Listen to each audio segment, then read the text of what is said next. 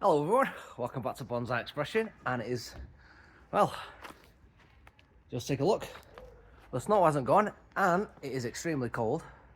We're down to -2 at the moment. Yesterday, believe it or not, UK, it got to -9 in some places, and yes, where I am, we got to -9. -5 most of the day, but at part of the day we got to -9, hence why I've got my hood up, because I am freezing. Can't find my hat. A nice woolly hat would be nice. So, seeing as my videos have been not too long, but reasonably long, thought we'd do a nice short one today. And again, I'm still not quite over this cold. It's now slight at the back of the throat. Bloody freezing. I've had enough of this weather now. It can just, well, it can go, and spring, I'm ready for it. Please hurry up. I've had enough. So, what I'm going to work on today, I'll show you. I'm going to work on the little apple from seed. I'm just going to bring it back into shape. Freezing. I'm going to bring it back into shape. Give it a little bit of a trim, because I want to be as efficient as Nigel Saunders this year, and I want to start getting all the trees into some sort of shape. I want to get all the winter pruning done, so when it comes to spring, I'm just ready for some repots. Everything's done and dusted. All the trees in the polytunnel obviously had that little extra grow, so some of them are obviously still in green because they're obviously semi-deciduous, like the Chinese privets. So I would like to get them into their pruning shape. I'm sorry, the cold's affecting my brain. I've got brain fog. Pun again with weather. So I want to get them into their shape before spring comes, and I'll be able to do that next week, because according to the lovely weather experts over here in the UK, next week we're supposed to be on 10 degrees weather, so it's now starting to turn. We're going away from this awful snow. I mean, some people like it, me not being one of them. So we're going to 10 degrees next week, so I can get them out, get them onto the display over here, and we can get working on those, get them into some shape, get the prunes done as well. So all of the trees we can get working on, and I can get to be as efficient as Nigel Saunders, because that guy is an absolute legend. He knows what he's talking about. He's efficient every year. He's always up to date and he's ready to go. I would like to get there. That's my aim for this year. And then at the end of March, I can get down to the boot sale. I can hopefully, fingers crossed, get myself another really good example of a tree that I can get my teeth into and add to this collection that we've got going on. And obviously more content for you, the viewer, which is a win-win for everybody. So without further ado, let's get you off the tripod and let's root out the little apple from seed. We'll get a little short video going. Won't take too long. I'll show you where we're at with it. Okay? Let's go. As you can see, snow is still everywhere, to the point where, just look how beautiful my trees are looking. So that one is the hornbeam I worked on just a couple of weeks ago. In fact, it was only 2 weeks ago, I think it was, maybe a week and a half ago. This prime example just here, that's my privet. I do have to admit, this awful weather does make the trees look really nice. So I guess it's got that going for it. But other than that, yeah, it's got nothing else going for it. It's awful. So the apple is just down at the back there. So if I can just, I'm going to stand on this just here, and I'm going to reach in and grab that without disturbing any of my other trees. Oh, that's great. It's frozen in place. Right. Give me 1 second. Right, so from this angle, I give it a couple of gentle taps just here, and we have loosened it up. So let's now get in and grab it. Bit of a struggle. Whew. Right.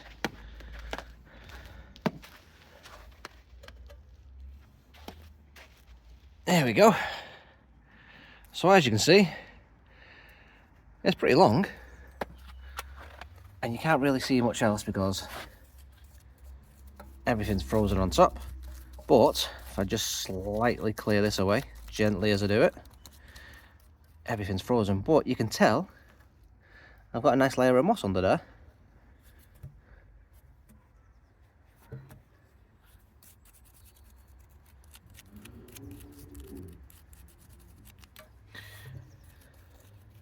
So I think first things first is I'm going to have to try and melt this, maybe some water, pour on, and we can have a look, or actually what's going on at the base, because so far I can't see anything. I'm pretty sure this is the main line of the trunk, and I'm pretty sure just down here I've got a curve, and then this comes off on the side of it, so I think I'm going to be removing this one today. But as you can see, I've got a nice main trunk, but it splits off everywhere. So I need to make some decisions, but I can't make any decisions until I defrost the tree. Yeah, minus weather. Right, let's go get some mildly warm water so we can get into this. But that's the tree. Tiny little tree from seed, so it's doing well. Let's get some water. Back in a second.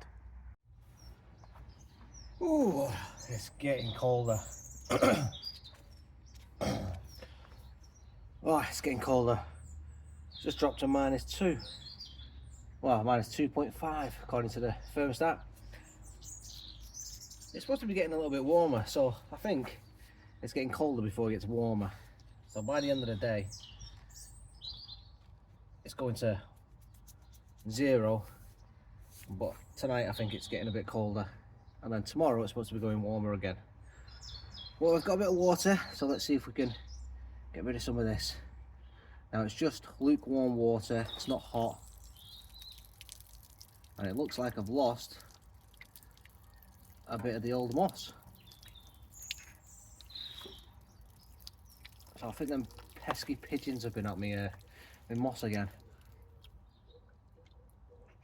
So they keep going after all the moss on. Oh, got all the crap at the bottom as well, look at that. So they keep going after me moss on my forests, so it looks like they've gone after this one as well. I used to have loads of it, but it's not too much of a bad thing because I can actually see what's going on. So I might remove a bit of it anyways. So here we go. And I'm sorry about my voice. So if I just move that out of the way. Now the mix that this one's in is one of the experimental mixes that I used. I couldn't get the usual mix. I think it was just after, maybe the year after lockdown or the year in lockdown, I can't quite remember. And I couldn't get any of the usual kitty litter that I use as part of my mix, and I used Safety Zorb. It's exactly the same stuff, but all the granules in it, if you can see, were a lot smaller, and it holds on more moisture. And I couldn't mix it with anything else because I couldn't really get hold of anything, and at the time I was just using it neat because it was just a seed. It's done its job, I suppose, but I'd like to get it in my normal mix. So yes, so the base of it is quite chunky, and obviously this growing off has obviously made the base quite chunky. It's put a lot of vigor into it. Well, I think I'm going to be losing that. So if I get you in a little bit closer and get you on, angled on, you can see just there. You can see how nice and thick, chunky the base is. So this is going to develop nicely. I'll have a nice thick base, and then this is going to come up. And I think on that decision as well, I'll probably reduce the height of this tree, bring it down. I'll lose a lot of this because this is quite flexible, as you can see. The height of it is putting an awful lot of pressure on this lower base, and if I continue with the height, leaving it, with it flexing so much, a bit of gust could potentially damage, and it could potentially snap. So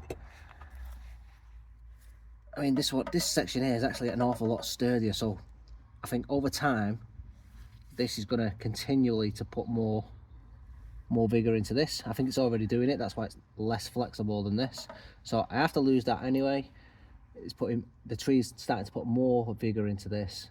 That's why this is more flexible, even though it's got more developed on it. So if I don't lose that, this is going to be less developed. and it's going to eventually put more into it. I would like to do this as well because I like the gnarly, knobbly bits on it. I like the movement in it, and if I don't lose this section at top, even after losing this, as I say, this is very unstable and it could potentially lead to damage. I want this to thicken up. I like the gnarliness. I want it to thicken up, and I don't want the potential of it damaging just because there's too much weight on the top of the tree. So as you can see, there's too much going on up top. You can see me in the view. Whoops, see me in the view now. So if I leave it continually going up like that, all this, you can see the movement in it.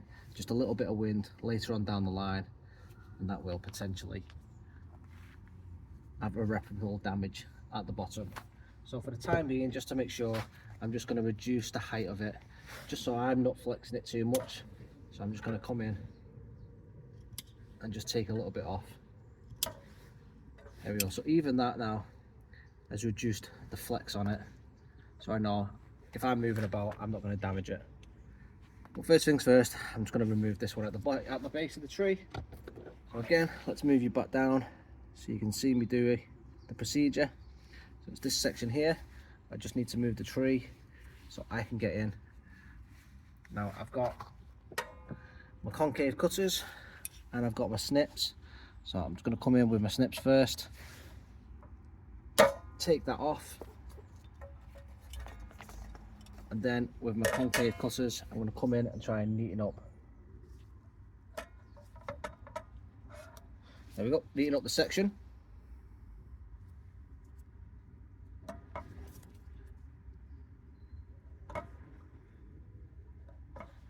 As best as I can. So there we go, as you can see.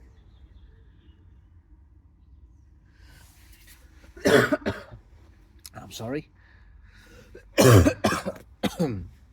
Oh, I really need to get better. This weather isn't helping. So we've got a nice gnarly fat base at the at the bottom of the tree, as you can see it from all angles. It comes up, we've got this nice movement and a nice to curl. As you can see from all the nice angles, the tree has got lovely movement, and it does move around an awful lot now. So if I just pull you into a nice section, you can see everything from a little bit of a distance. There we go.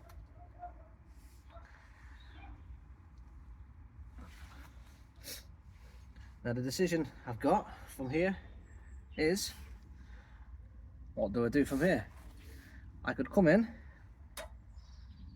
and I could reduce, and I could have this section. So if I come here, I could have that, but this would be assuming this is my front. Now this can't be my front, because obviously the tree, I'm thinking I've got to highlight this as the base and have this as the movement. It would be an awful shame to try and utilize that as the front. You're hiding everything here. So you've gone to have this is the front, possibly this is the front. So you're talking here, here, or somewhere here. Now if you're going to be doing that, you're going to have to either take this section out completely and work with the back section, or you're going to take the back section out and work with this. So let's have a look and make those decisions. So I'm looking from this angle, working with this as the front. Do I take this one out? So let's do the old Peter Chan bag trick. So the Peter Chan bag trick, I haven't got a bag, but I've got my glove. So you would put a bag over this section of the tree, and that would be using that as your leader. So you visualize that as your tree, and you would do the same as that. You would take that, put your bag over, and visualize that section of your tree. So I'm going to continue to do that and have a look. So utilize that as my front section of the tree. It's got lovely movement, highlights the tree section. If I take this out,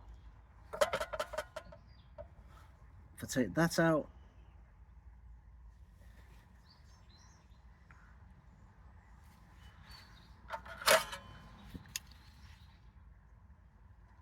either way, I will be reducing the height. So I'm just going to take that down.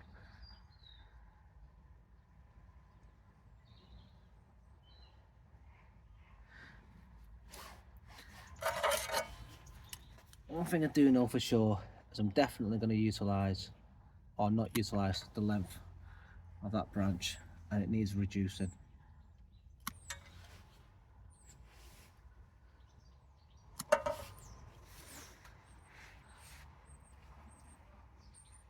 And this branch here is too thick. So whatever part of the design I go for, this one has got to be removed. So I'm just going to take that out and adjust that.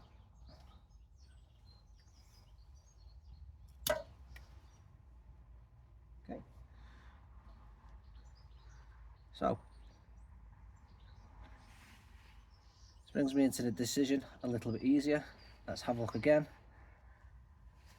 Which section of the tree, which front are we going to start utilising? Are we going to utilise this back section, or are we going to utilise this front section? Are we going to go that as a front, which would be for you there? Are we going to utilise this as the front, which means I'm going to angle it that way?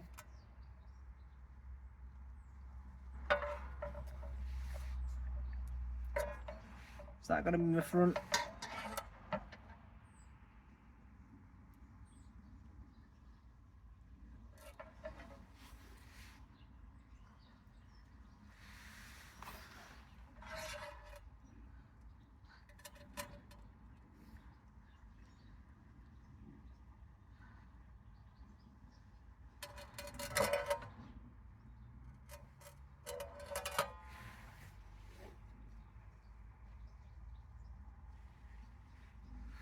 I could always utilise this as a first branch and just trim it down.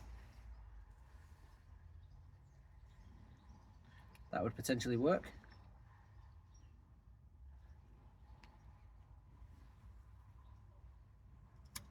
Reduce the height of it. Keep that as my new leader.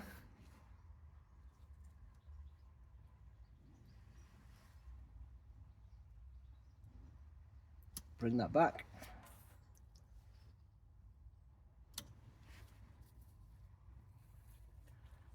I think we'll just go for there. That looks good. That gives us options in each scenario. So I've just utilised it as though that was a front for the time being, I think. Just here. So for me, the front would be here. So looking on it for you guys would be somewhere there. Utilising this as the first branch, comes up, and then I'd bring it that way, I think. Bring this up, utilise it as the leader. Potential back branch. These are all buds, so they would grow out. Same here as well. We remove this branch here. Just neaten that up. Oh, I wouldn't say nice, easy decisions, but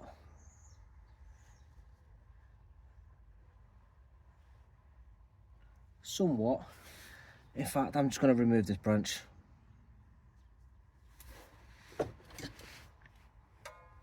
It's too thick.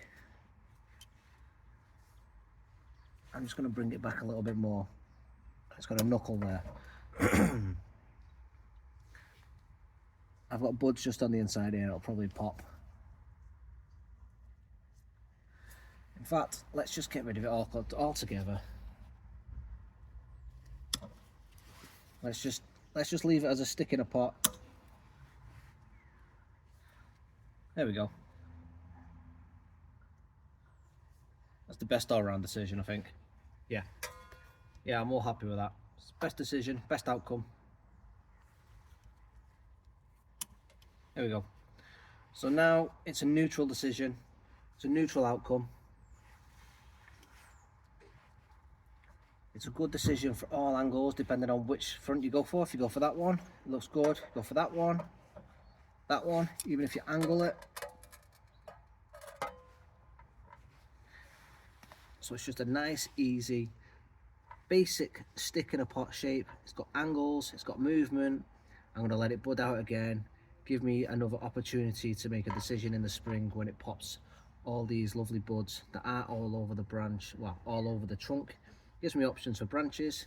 The only thing I need to do now is put some cut paste on these wounds, and because it's so cold, I've got it sat on my radiator heating up so it's malleable. So I'm just going to pop in the house, I'm going to get that and I'll pop it on. That's basically it for this video. Nice and simple. Well, there we have it. A nice quick and easy video on my little apple from seed.